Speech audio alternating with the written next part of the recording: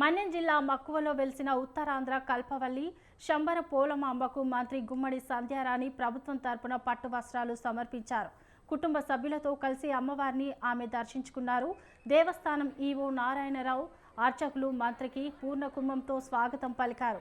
అమ్మవారి పట్టు వస్త్రాలు అందించి ఆలయ సంప్రదాయంతో ప్రత్యేక పూజలు చేసి ఆశీర్వచనాలు అందించారు. అమ్మవారికి పట్టు వస్త్రాలు సమర్పించే భాగ్యం కల్పించిన సీఎం చంద్రబాబుకు సంధ్యారాణి కృతజ్ఞతలు తెలియజేశారు.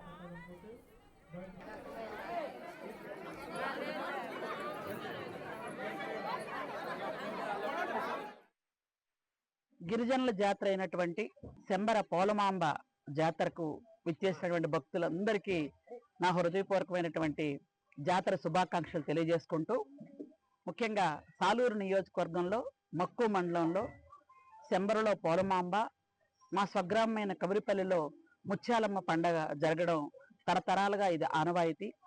అయితే పోలమాంబ జాతరని రాష్ట్ర పండుగగా గుర్తించి చేసుకోవటంలో మాకు చాలా సంతోషంగా ఉంది. గిరిజనుల ఆరాధ్య దైవం అయినటువంటి పోలమాంబ, ముత్యాలమ్మలకు ఈ మంగళవారం అందరూ ఘటాలతో ఊరేగింపు చేసి రేపు అనుపోత్సవం చేయడం జరుగుతుంది. ముఖ్యంగా ఈరోజు నేను మా పోలమాంబకి పట్టు వస్త్రాలు సమర్పించడం అనేది చాలా అదృష్టంగా భావిస్తున్నాను.